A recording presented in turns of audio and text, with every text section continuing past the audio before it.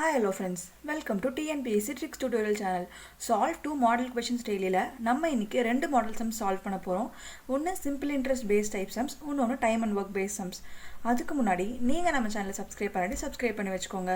பக்கத்துல இருக்கிற bell icon-ஐ மறக்காம click பண்ணி வச்சுக்கோங்க. அப்பதான் நாங்க போஸ்ட் பண்ற வீடியோஸ் உங்களால மிஸ் பண்ணாம பார்க்க முடியும். இப்போ ஃபர்ஸ்ட் क्वेश्चन என்ன கேட்டிருக்காங்க அப்படினா ஆண்டுக்கு 16.2/3% வீதம் 68,000க்கு 9 மாதத்துக்கான வட்டி என்ன அப்படின்னு கேட்டிருக்காங்க. நம்ம இப்போ I தான் கண்டுபிடிக்கணும்.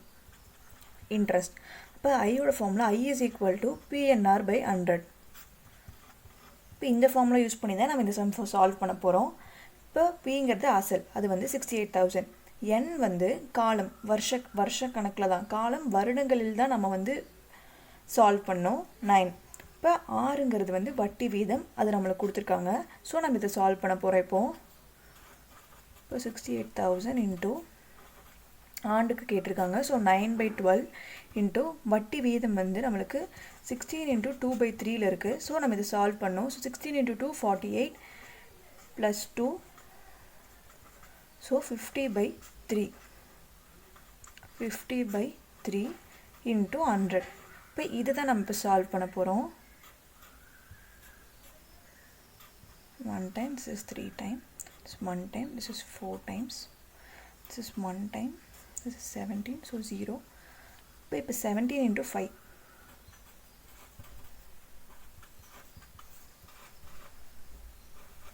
17 × 5, 85.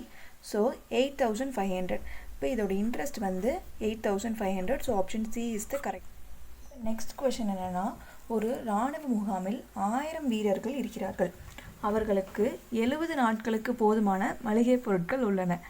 அந்த முகாமிற்கு மேலும் 400 வீரர்கள் வந்து சேர்ந்தார்கள் எனில் எத்தனை நாட்களுக்கு அந்த மளிகை பொருட்கள் போதுமானதாக இருக்கும் அப்படின்னு கேட்குறாங்க.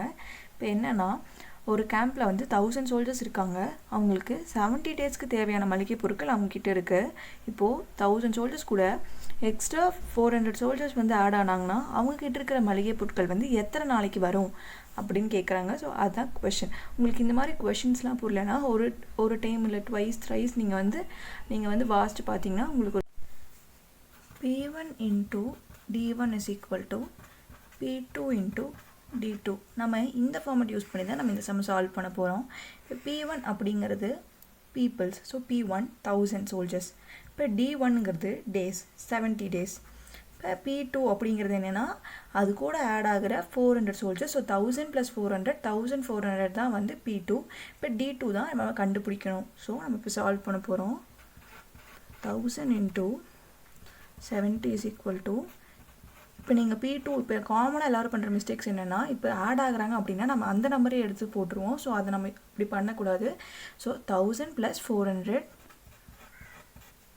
× D2, நம்ம அதை தான் கண்டுபிடிக்க போகிறோம்.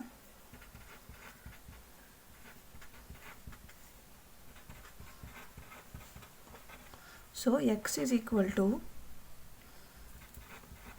1000 × 70/1400. இப்போ இதை சால்வ் பண்ணலாம்.